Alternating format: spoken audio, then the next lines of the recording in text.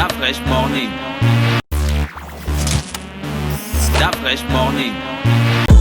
Sur les 104.5 Urban FM, la station urbaine, on parle de quoi ce matin? On parle de sécurité routière et on parle d'accidents de la route. Et vous savez qu'il n'y a pas très longtemps, on a célébré la journée mondiale ou la journée africaine de la sécurité routière. Et donc, on s'est dit que aujourd'hui, on parlerait de cette thématique et on va d'abord regarder un petit élément qui était à la télévision cette semaine, donc il y a 2 jours à peine, de nos confrères donc de Gabon 24. Un chauffeur expérimenté qui connaît bien la route et qui peut même conduire les yeux fermés nous a amenés dans un ravin. Je crois que j'avais perdu connaissance parce que quand j'ouvre les yeux, je constate que je ne ressens plus mes jambes. Je ne savais pas que lorsqu'on a une rupture de la moelle épinière, on n'est pas handicapé en fauteuil roulant comme les autres. On ne peut pas faire ce que font les autres. Porté sur le thème « L'excès de vitesse, si chacun décélère, c'est la société qui gagne », le but des Journées mondiales des victimes de la route et de la sécurité nous est défini par le directeur général de la sécurité routière. La journée du souvenir des victimes de la route est donc placée sous le signe de la compassion et de la prévention. Nous appelons également l'attention sur les difficultés financières auxquelles sont si souvent confrontés les proches des victimes ainsi que les victimes elles-mêmes. Cette journée est une sensibilisation à l'endroit des usagers de la route au regard de la croissance du taux de décès et des victimes enregistrées. Les accidents de la circulation routière ont occasionné ces 3 dernières années dans la commune d'Ovendo, de Libreville et d'Akanda, 4 980 victimes, dont 188 tués, 790 blessés, parmi lesquels certains ont perdu leur motricité. 2 temps forts ont marqué la dite célébration, un rite funéraire aux morts par accident de la circulation et le dévoilage des panneaux de signalisation à l'entrée et à la sortie pendant. Voilà ce que j'avais envie que vous reteniez en fait de ce reportage de Gabon 24.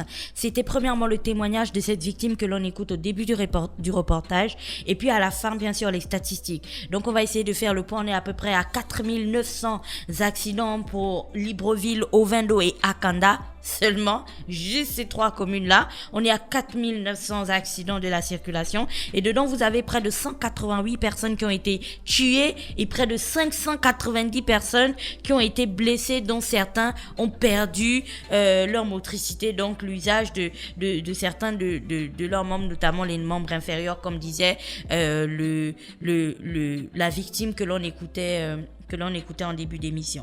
Et puis donc ça ne peut pas, on ne peut pas passer dessus en se disant que bon, ok, c'est un 17 novembre, parce que 17 novembre c'était à 2 jours comme je le disais, c'est un 17 novembre et puis on est dans la journée mondiale du souvenir et des victimes de la circulation routière et puis on passe dessus tout simplement. Non, on doit s'y arrêter parce que pour un petit pays comme le nôtre, pour 3 communes, ces statistiques doivent véritablement nous faire froid dans le dos.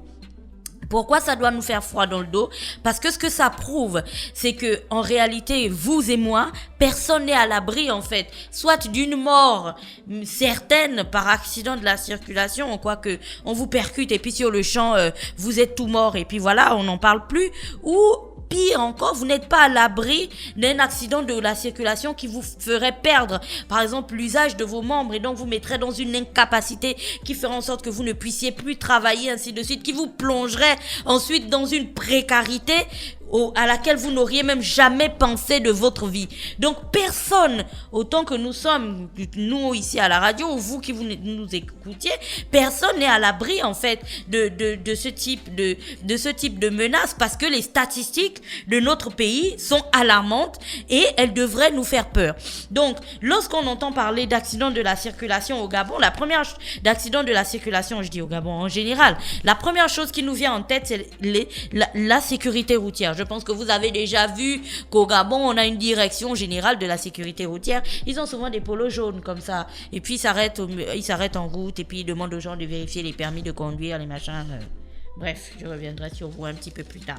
Donc, lorsqu'on parle des causes donc, de la circulation routière, notamment pour notre pays, il y a certains points qui sont mis en avant. Donc, on parle de sécurité routière, et dans les points qui sont mis en avant, qui sont mis à l'index, les choses que l'on accuse, que l'on met souvent comme cause des accidents de la circulation, vous avez premièrement la consommation d'alcool. Alors, beaucoup de personnes au Gabon circulent ou alors conduisent souvent de nuit comme de jour, peu importe, en ayant consommé plus que la moyenne. Et d'ailleurs, consommer plus que la moyenne au pays, c'est pas quelque chose d'inhabituel. C'est que dès que quelqu'un fait une fête et tout ça, on boit jusqu'à ce qu'il n'y ait plus de bouteilles.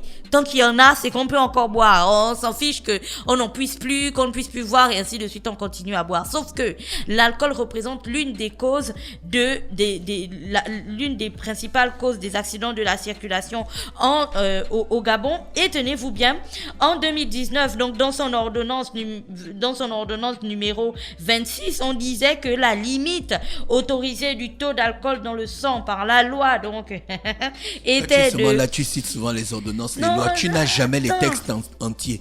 Tu as juste les J'arrive intitulés. parce que parfois je ne retrouve pas les textes sur Internet. Donc les gars là, ils ne veulent pas mettre les textes. Parfois, quand je retrouve les textes sur Internet, je lis véritablement tous les articles, comme je l'ai fait la semaine dernière. Quand je ne retrouve pas, je lis les quelques bouts qui sont présents dans les articles que les journaux ont déjà publiés. Donc, on disait que l'ordonnance 26, donc l'ordonnance 26, donc de 2019, disait que la quantité d'alcool autorisée dans le sang était de 0,5 g par litre, soit un équivalent de 0,25 grammes par litre d'air expiré. Et puis je sais pas si vous comprenez, mais moi je ne comprends pas ce que ça signifie, parce que comment, sans éthylotest, on est capable de dire que Gina qui est là devant moi a la quantité d'alcool autorisée dans le sang ou n'a pas la quantité d'alcool autorisée dans le sang? Comment est-ce qu'on fait? Est-ce que je souffle au visage de l'agent de force de police qui m'arrête? Est-ce que je souffle sur mon téléphone pour voir ce qui se passe? Je souffle où si on n'a pas d'éthylotest? Donc, parlons de cette principale cause d'accident de la circulation qui est la consommation d'alcool. On est bien d'accord que d'un côté, on a une ordonnance qui émet des règles, qui édite des règles et tout ça qu'on est censé tous, désolé pour la tautologie, respecter. Et puis de l'autre côté, vous avez en fait en pratique des personnes qui n'ont aucun moyen de s'assurer que les règles en question sont vérifiées ou vérifiables. Il y a quelqu'un qui me disait, tu sais Gina, si tu bois le moussungu, on ne pourra pas le détecter à l'éthylotest. Vrai ou faux, j'en sais rien. Mais comment on est capable de détecter qu'une personne est complètement ivre? Avant, on disait que ouais, tu prends ton pied, tu le plies tu essaies de rester debout sur une seule jambe. Si tu tiens 5 secondes, c'est que ça va, tu n'es pas ivre. Mais il y a des gens qui font du yoga. C'est que même en étant ivre, c'est bon, il peut très bien rester debout, ça pose pas de problème. Moi, je connais des personnes, lorsqu'elles sont ivres, elles vont mâcher quelques chewing-gums, elles vont faire quelques trucs, il n'y aura pas, je sais pas, une odeur particulière d'alcool. Encore qu'il faut savoir le type d'alcool que vous buvez. Il y en a qui sentent très fort, il y en a qui sentent pas des masses et ainsi de suite. Donc, vous êtes d'accord avec moi que si on a envie d'instituer une véritable politique de sécurité routière dans ce pays, on doit véritablement mettre en place des moyens de contrôle des différents usages, des usagers de la route, pour être sûr qu'on arrête le monsieur. En France, on dit qu'on va te mettre en cellule de dégrisement. Tu es bourré, on te met dans une cellule, tu dors là-bas, demain on te fait sortir, et puis on te colle peut-être une petite amende, mais en gros on t'a laissé là-bas pour que tu puisses te calmer, et puis tu puisses évacuer le vin qu'il y avait dans le sang. Au Gabon, on te met où? On te dit que rentre chez toi.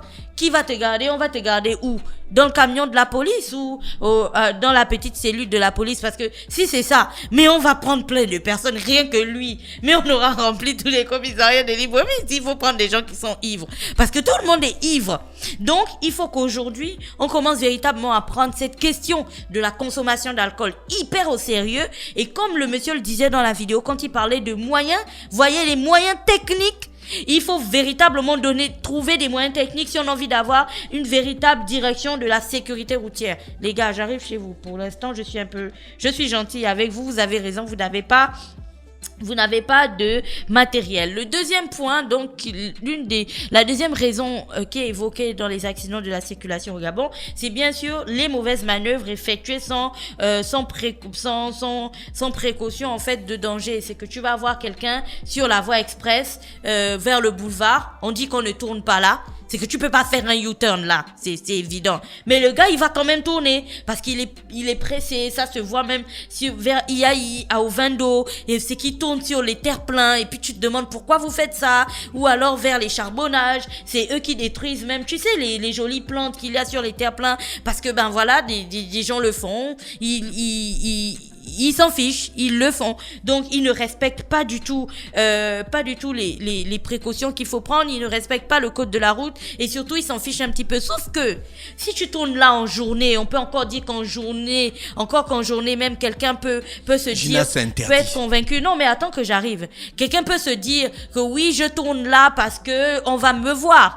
Mais, en journée, si quelqu'un est sur une voie express, par exemple, et qui se dit que j'ai l'habitude de rouler là à 80 ou à 100, le temps de réaction qu'il prendra pour freiner parce qu'il vous voit, ça ne va pas le faire. Il va forcément vous percuter. Et pire encore la nuit. Jusqu'à présent, je n'ai pas encore vu un véhicule, tu sais, sur le long des portières là, un véhicule où le fabricant a aligné des phares le long des portières. Tu as déjà vu un véhicule comme ça? Non.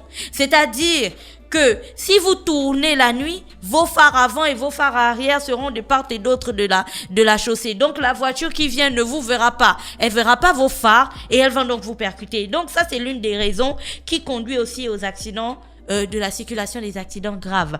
Mais pourquoi ces personnes-là le font?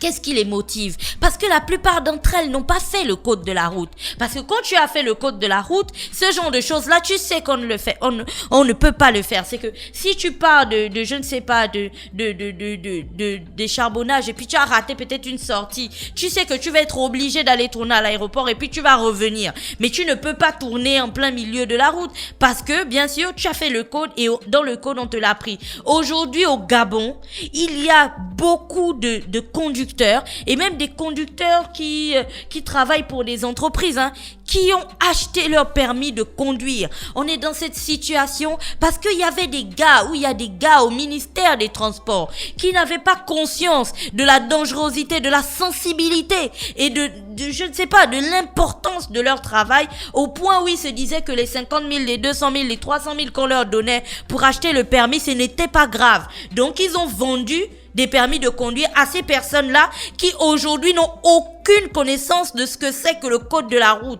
Conséquence, ils créent des accidents à tout va dans Libreville, ils stationnent au milieu de la route, ou parfois ils font des U-turns à des endroits où ils sont pas censés le faire, ils roulent à des vitesses démentielles parce qu'ils ne savent pas lire les panneaux où on dit que sortie d'école, il y a des enfants qui traversent là, ils s'en fichent. Bref, tout ça en fait, chacun de nous a sa responsabilité. Alors oui, on parle de la journée, du souvenir, c'est intéressant, mais à côté de ça, il faut aujourd'hui qu'on soit conscient d'une chose.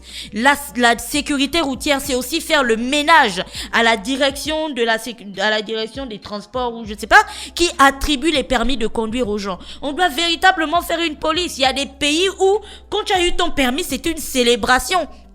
Au Gabon, on sait qu'on achetait les permis de conduire. D'ailleurs, aujourd'hui, si tu vois quelqu'un qui a son permis et tout ça, dès que tu fais une manœuvre, vous qui achetez les permis, c'est connu, c'est vraiment, c'est tout le pays sait qu'au Gabon, on achetait les permis. Alors, est-ce qu'aujourd'hui, on a véritablement fait le ménage? Si on n'a pas fait le ménage, si vous nous écoutez, vous savez que vous devez faire le ménage. Après, on continue encore et l'une des raisons, donc, qui est évoquée dans ces causes d'accidents de la sécurité routière, il y a bien sûr l'excès de vitesse, la non-observation des règles de conduite et l'excès de vitesse. Donc ça reste encore dans le point concernant le code de la route, le code de la route et puis bien sûr la mauvaise connaissance des normes, des règles de sécurité. Et puis là, j'ai envie de coller quelque chose à ça. On parlera d'excès de vitesse, ok, mais à côté de ça, peut-être c'est quelque chose que l'on n'a pas ajouté ici, mais le mauvais état de la route. C'est que aujourd'hui au boulevard, si vous roulez au boulevard, vous savez que vous roulez véritablement, comme on dit, à tombeau ouvert, parce que chaque jour jour, il y a un petit trou qui s'ajoute quelque part et puis on ne sait pas trop. Pour peu que vous rentriez dans une crevasse et que votre véhicule se mette en mode vol plané, vous pouvez très vite vous retrouver sur l'une des barrières qui jonchent le boulevard et c'est pareil pour Ovendo. Dans tous les pays, lorsqu'on parle de sécurité routière, on doit aussi très bien regarder la question de l'entretien routier. Alors aujourd'hui, c'est bien de faire des sensibilisations, c'est bien de faire des sortes de campagnes, des trucs, des discours et tout pour la journée internationale des machins. Mais il faut véritablement s'arrêter et nous demander, est-ce que l'état de nos routes aujourd'hui permet encore que nous puissions parler d'une sécurité routière particulière? Non, parce que là on te parle de Libreville, Ovendo, Akanda, c'est dans un état Libreville, Ovendo, Akanda, oui, c'est dans un état déplorable, mais je n'ai pas envie de vous parler de la nationale. C'est que si tu prends une voiture à Libreville et que tu es en train d'aller à Oyem ou à Mouila, je sais pas pour vous, mais moi je voyage avec tout, la Bible, le chapelet, tout, les louanges, tu n'écoutes que ça, parce que tu es convaincu, tu ne sais pas à quel moment en fait tu vas t'arracher de la vie, parce que la route en question, il n'y a pas de confiance. Il n'y a pas de confiance. Tu peux avoir confiance au chauffeur, mais la route en elle-même, il n'y a pas de confiance parce qu'il n'y a pas d'entretien du tout. On s'en fiche. C'est une route qu'on a faite et puis on a abandonné. Je sais pas, on ne contrôle plus. Donc, quand vous cumulez ceux qui conduisent en état d'ivresse, ceux qui ont acheté leur permis de conduire, ceux qui ne respectent pas les normes, ceux qui ne savent pas lire les panneaux, ceux qui n'ont aucune connaissance de la limitation de vitesse, et vous ajoutez à tout cela le mauvais état de la route, en réalité, pourquoi est-ce qu'on est surpris d'avoir près de 4900 accidents de la circulation? Mais c'est un cocktail Molotov que nous-mêmes nous constituons en fait chaque jour et on s'attend à ce que ce ne soit pas explosif. Mais c'est bête en fait, parce que tous les jours quand on fait ça, on doit s'attendre à ce que ça explose. Et quand ça explose, on doit regarder ça avec toute la conscience possible et se dire que oui, là véritablement, on a déconné. Et en parlant de sécurité, de sécurité routière dans notre pays, on déconne véritablement. Donc, c'est tous ces points-là, en fait, qu'il va falloir prendre en compte. Et le dernier point, c'est la direction de la sécurité routière. Je lisais un grand titre de ce journal quand on parlait de sensibilisation. D'afresh, la dernière fois que tu as vu un message de sensibilisation à la sécurité routière, c'était quand? J'ai jamais vu. Merci. Personne n'a jamais vu un message de... Ah si, il y avait Shell qui faisait... Je vais arriver aux entreprises. On ne voit pas des messages de sécurité routière à la télévision, on voit pas des panneaux, on voit pas des choses affichées, on n'en écoute pas à la radio.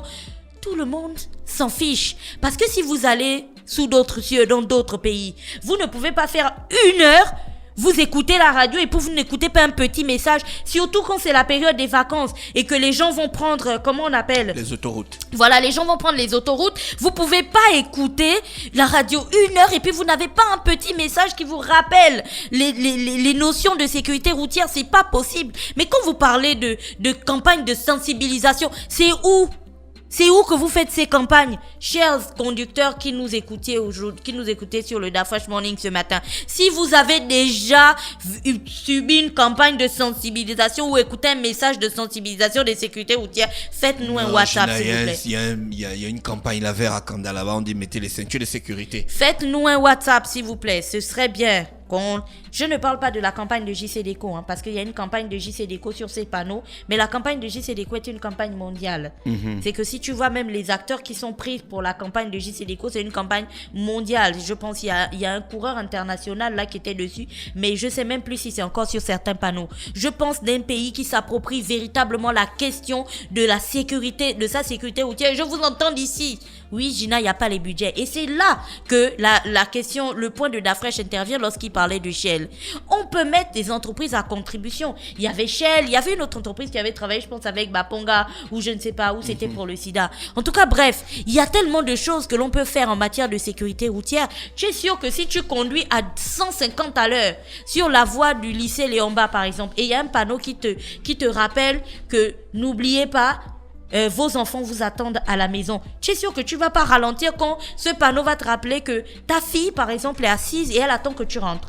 Ça te fait forcément prendre conscience parce que parfois les conducteurs sont tellement lancés ou ils conduisent vite parce qu'ils sont énervés ou ils sont pressés ou ils oublient en fait la notion de sécurité. C'est pour ça qu'on multiplie les messages. Parce que pendant que tu es en train de rouler là, que tu te lâches au volant, que tu écoutes boum boum tchac tchac, Et puis à un moment donné, on fait une pause à boum boum tchak tchak et on te dit que faites attention sur la route et tout ça, mettez votre ceinture. Tu es sûr que tu vas pas te souvenir de mettre ta ceinture parce que tu écoutes tellement boum boum tchak tchak à fond que tu oublies l'alarme de la voiture qui te dit de mettre la ceinture. Parce que parfois, quand tu as tellement de volume, tu ne l'entends pas. Donc, c'est pour ça. Boum boum tchak tchak. C'est pour ça que c'est important de maximiser les messages et d'arrêter de faire l'autruche. Aujourd'hui, 4900 accidents de la circulation au Gabon, des personnes qui ont perdu leur mobilité, et je ne parle même pas des personnes qui ont perdu leur vie. On a des amis notamment qui sont même morts au pont Nomba. Jusqu'à aujourd'hui, on n'a pas senti une quelconque révolte ou une quelconque appropriation de l'État quant à cette question de la sécurité routière. Non. Et donc, en cette journée mondiale du souvenir des victimes de la circulation routière, il est temps de prendre ses responsabilités. Voilà, c'était tout. Merci, c'était Gina avec nous ce matin sur les 104.5 Urban FM dans le petit clin d'œil civique pour revenir sur des questions essentielles en ce qui concerne la sécurité routière. Stop Fresh Morning.